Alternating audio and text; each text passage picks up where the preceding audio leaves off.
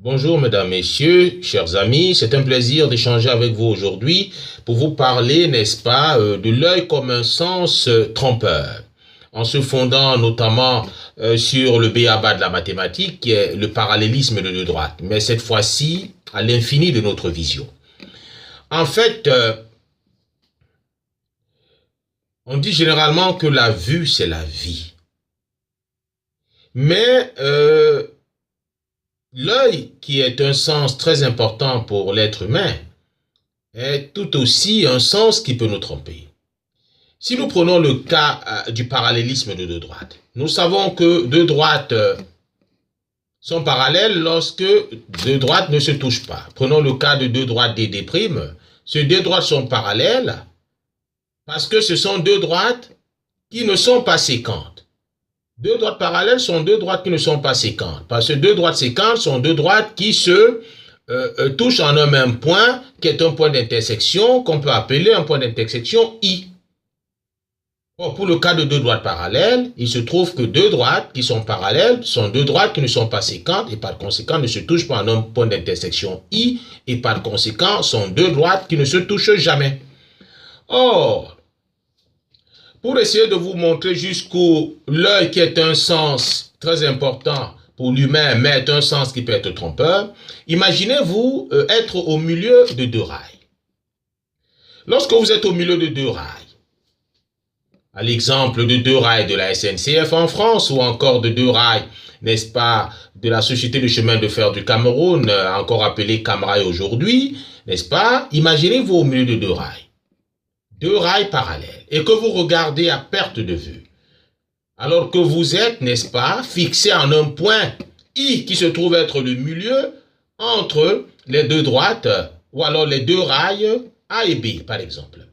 Vous auriez l'impression que les deux rails, à perte de vue, à la limite de votre vision, vous aurez l'impression que les deux rails se touchent, alors qu'en fait, les deux rails ne se touchent pas.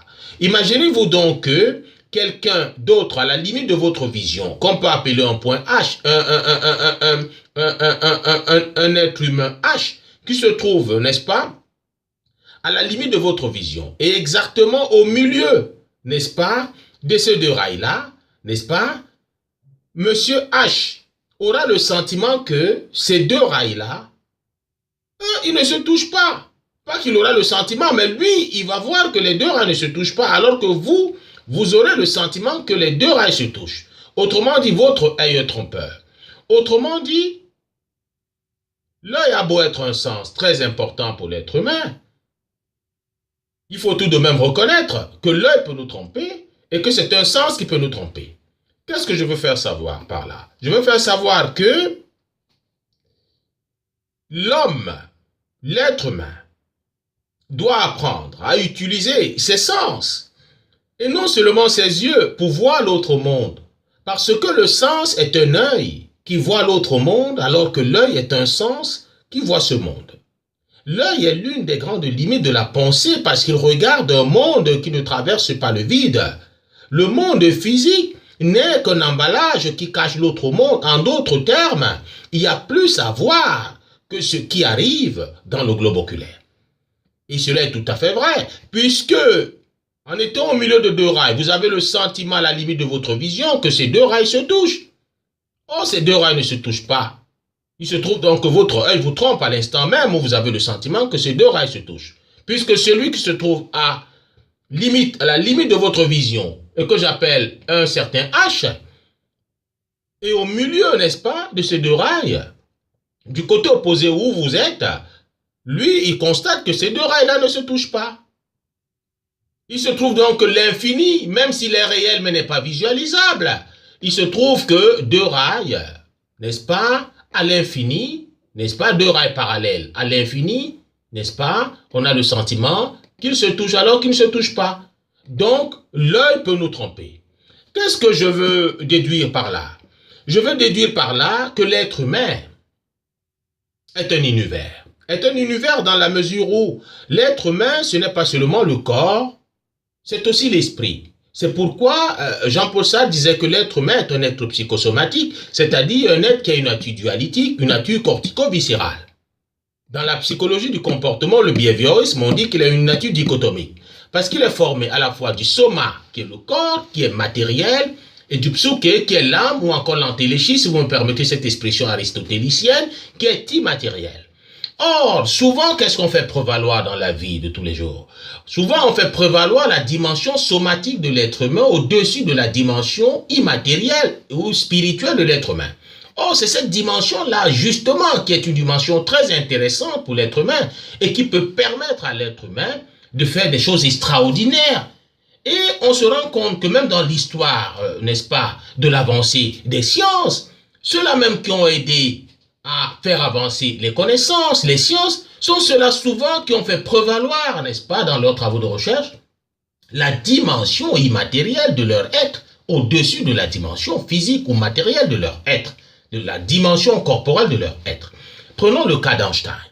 Nous savons par exemple que Newton, n'est-ce pas, à travers sa fameuse théorie de la gravitation universelle qui a été élaborée, a été fondée sur le fait que l'univers pour lui était euclidien. Pour Newton, l'univers était euclidien, l'univers était plat. Et c'est sur la base, n'est-ce pas, du fait que pour lui l'univers était plat, qu'il a théorisé, n'est-ce pas, sa fameuse équation sur la gravitation universelle.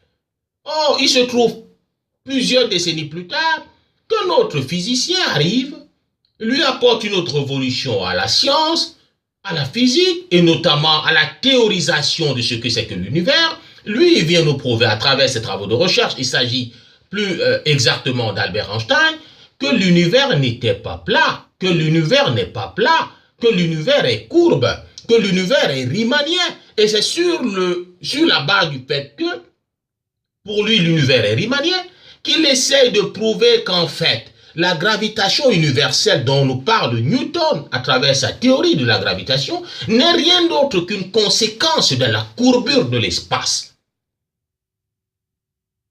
Voilà. Et pourtant, Einstein n'a jamais fait un voyage dans l'espace pour savoir que l'univers était courbe. Mais c'est tout simplement parce qu'il a élevé son esprit, il a élevé sa dimension immatérielle au-dessus de sa dimension matérielle pour être capable de produire, n'est-ce pas, un tel travail de recherche qui continue à influencer encore aujourd'hui tous les travaux de recherche dans le domaine de la physique, notamment de la plutophysique, la physique des hautes énergies ou la physique nucléaire. Voilà donc, je veux essayer de nous montrer à travers cela, à travers ce béaba du parallélisme et de la déduction du fait que l'œil peut être trompeur et de l'importance, n'est-ce pas, d'élever sa dimension immatérielle, je voudrais nous faire savoir que chaque être humain est un univers, est un énorme iceberg dont l'essentiel est caché à nos yeux. Autrement dit, nous devons avoir constamment le souci d'élever notre esprit, de faire prévaloir la dimension immatérielle de notre être humain, la dimension immatérielle de ce que nous sommes au-dessus de la dimension matérielle. Car si nous élevons davantage notre esprit, nous sommes capables de produire le savoir et capables de faire des choses extraordinaires qui vont surprendre les hommes. Ça peut être pour ceux qui sont dans le monde de la recherche, n'est-ce pas? Comme pour ceux qui ne sont pas dans le monde de la recherche, mais qui font un effort d'élever davantage leur esprit. Et c'est pourquoi on a trouvé dans l'histoire du monde des gens qui n'ont peut-être pas fait de grandes études, qui n'ont pas forcément eu les grands diplômes, d'autant plus que le diplôme, comme disait Paul Valéry, est mortel de la culture, mais qui ont réussi à faire des choses extraordinaires, qui ont marqué l'histoire du monde, soit par une découverte, soit par leur avancée de connaissances, ça peut être dans le domaine philosophique ou dans un tout autre domaine.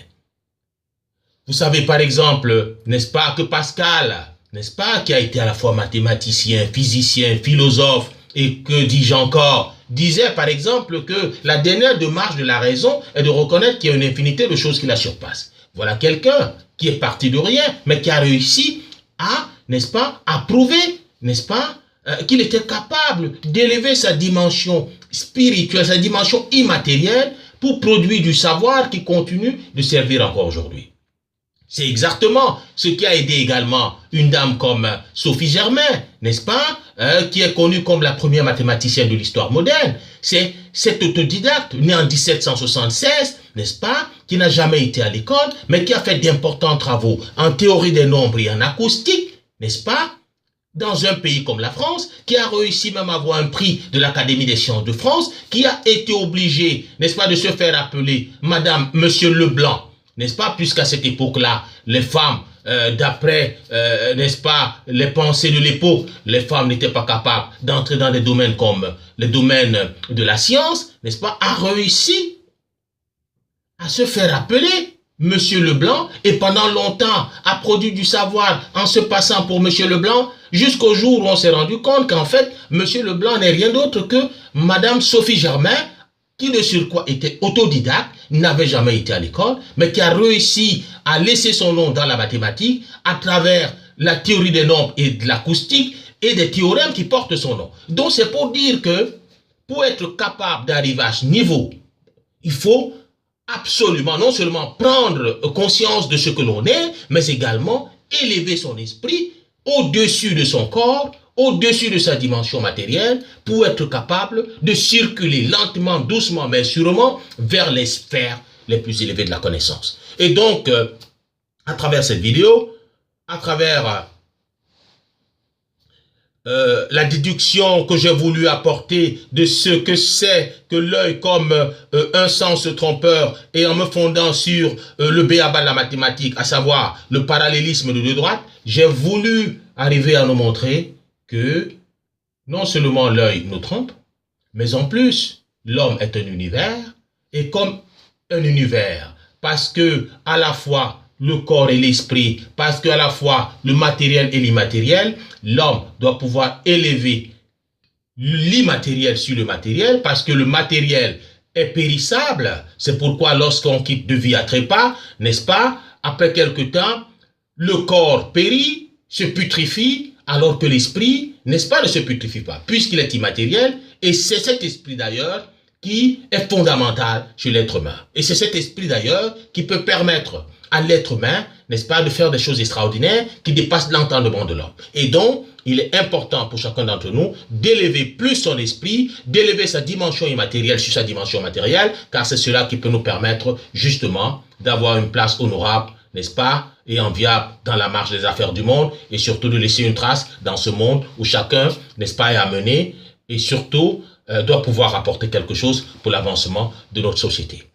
Merci et à bientôt. Au revoir.